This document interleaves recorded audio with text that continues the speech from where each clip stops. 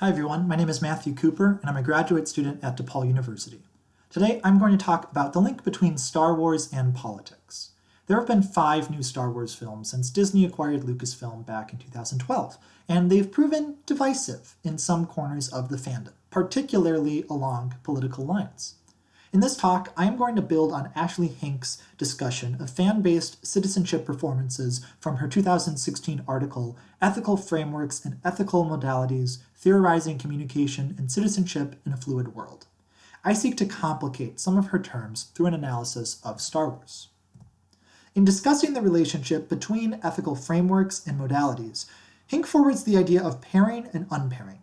I'll explain all these terms in a moment, but using Star Wars as my example, I'm going to argue that changes in the dominant reading of a text can result in a different kind of repairing than the one Hinck discusses, where non-civic ethical frameworks become realigned with political institutions in ways that can create alienation within fandoms. But first, there are some things I need to establish. In her article, Hinck offers us the terms ethical framework and ethical modality to examine fan-based citizenship performances, which is basically activism through fandom. Hinck explains that in our increasingly fluid, modern world, there has been a decline in the influence of traditional social institutions.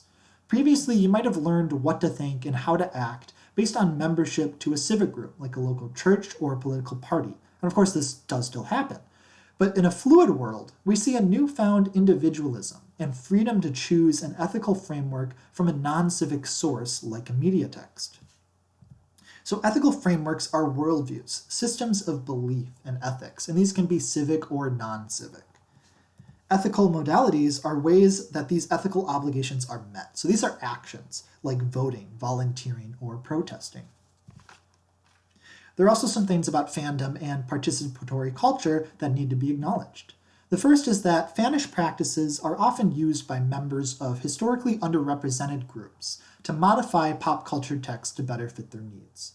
So Star Wars, for example, has been around for 40 years, and within that time span, strategies of participatory culture, such as fan fiction, have certainly attempted to introduce various representations and articulate a kind of civic imagination, even as the entirety of the fandom and the text itself didn't always share it. Second is that media texts are often read in a variety of ways, even as dominant interpretations emerge to serve as the foundations for the text's ethical frameworks. So as such, fans may want the parent text to reflect their desires, to create a dominant interpretation more in line with their beliefs. With the most recent Star Wars films, certain dominant interpretations have been pushed more strongly. At the 2019 DePaul Pop Culture Conference, I made an argument for the political implications of the diversity seen in these films, and I want to use that as a baseline here for at least part of the dominant interpretation, which we might call a politics of presence. Here we have 24 significant characters from the 5 films, whose actors are members of historically underrepresented groups, so women, Black, Asian, and Latinx actors. Now, I won't make any claims that these films' approach to representation is perfect or without significant ideological complexity, particularly with The Rise of Skywalker. But generally speaking, I think this cast is quite progressive. The reading of this comes if we think about the moral narrative. As we know, Star Wars isn't especially subtle in labeling things as good or bad. So let's see what happens if we break these characters up into heroes and villains. And we're left with 2. And if we think deeper about this, we can note that DJ here is decidedly neutral, and Phasma is absent of any signifiers of femininity. The rest of the series' villains are notably all white wasp men, and this is not to say that all white men are evil, but it is to say that if you're not on the side of this multicultural resistance, you're probably bad. This dominant interpretation is pushed even more if we look at the opinions of the creators. You have Mark Hamill supporting the use of Star Wars in political advocacy with the Women's March, or Ryan Johnson tweeting the Rebel Alliance logo out on the night of the 2016 election to suggest a particular oppositional reaction to Donald Trump's victory, or J.J. Abrams supporting the campaign of Kamala Harris, who is now the Democratic vice presidential nominee. I I think Hinck's argument, which uses Harry Potter fandom as an example, it feels predicated on more negotiable non-civic ethical frameworks, on more negotiable readings of pop culture texts, with maybe broader notions of equality that more people might find agreeable. I think interesting things start to happen when readings become less negotiable, when particular frameworks become more imposed. So Star Wars has always been left-leaning. What has changed are the signifiers in both the text and the real world. Our current political climate is one of intense partisan polarization, particularly regarding identity politics. We live in a period where women and people of color are indicative of particular partisan leanings, of the demographics of particular social institutions like the Democratic Party. You have one side of the spectrum characterized by inclusion, the other, if not by an explicit and intentional exclusion, at least by an absence. And it's here I want to turn to Hinck's concepts of pairing and unpairing. Pairing is the process where the ethical frameworks of a social institution are linked to particular ethical modalities.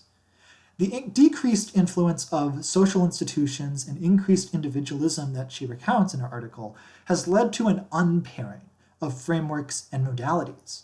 She then describes how non-civic ethical frameworks, like those forwarded by pop culture texts and subscribed to by fandoms, are repaired with ethical modalities.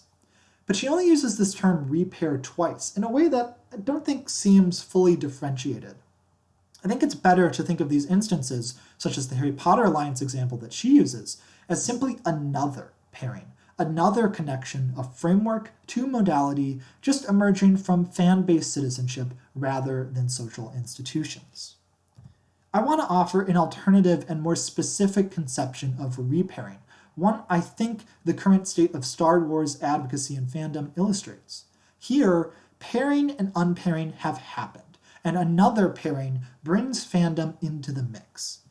But changes to the non-civic ethical framework brought upon by changes to the dominant interpretations of the text cause a realignment with social institutions that had previously been de-emphasized. So non-civic ethical frameworks are rebound to them in a kind of elliptical repairing. The idea I'm trying to get at here is that what Hinck suggests was once a way of subscribing to a more individualized ethical framework outside of social institutions has been reoriented alongside them, even as it is not explicitly emerging from that institution. Let's consider how this has manifested.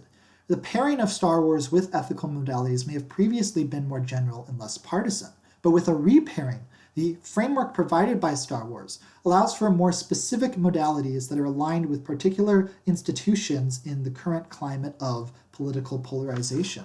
So you have the iconography of the resistance and of certain characters used in the Women's March, for instance, which is largely seen as supporting democratic values.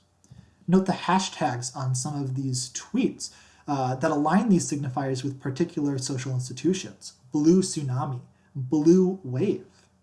You have more protest signs, such as those using the character of Rose. And then you have things like the Harry Potter Alliance's Fandom Forward project, which links the ethical framework of Star Wars with real-world advocacy that, again, falls alongside the orientation of certain social institutions, but not others. Because of this repairing, some fans who previously subscribed to that non-civic ethical framework, as it emerged from maybe looser readings of the text, find themselves alienated as they don't quite support that modified framework in the social institutions it's now aligned with. Since Star Wars has undergone these developments, the fan backlash has been considerable. Consider the perpetual negative and offensive tweets that have happened. Here are 4 among thousands. Feel free to pause and read those more carefully. You have other things like Kelly Marie Tran being harassed and quitting Instagram because of racist trolls, or petitions to strike The Last Jedi from canon or remake the entire film, and a defeminized, quote-unquote, fan edit of The Last Jedi that cuts out all the women from the film into some sort of incomprehensible 48-minute cut. Or entire blogs like this one dedicated to mocking the presence of women in Star Wars.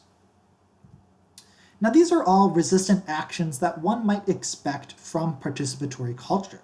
But What is distinct is that they are not productive acts of fan resistance. They are predicated on attacking and criticizing, not on trying to resist. Even that fan edit, while forwarding something as fan fiction, is defined by taking away, not by adding. Because of this repairing, some fans are effectively cut off from the text in certain respects. They are unable to use Star Wars imagery as freely for their own purposes because the dominant reading is so prevalent and the signifiers are so attuned to it that to now use the text itself to oppose that reading is to say that you're no better than the bad guys. That's where I want to leave this. What to do with this is unclear. How we should react to this fan alienation is not obvious. But I think that repairing is at least a helpful way to understand why this phenomenon is occurring. Perhaps it'll be realized that the only action available to some of these fans is to renounce the text entirely. Thank you so much for watching. If you have any questions or comments, feel free to reach out to me.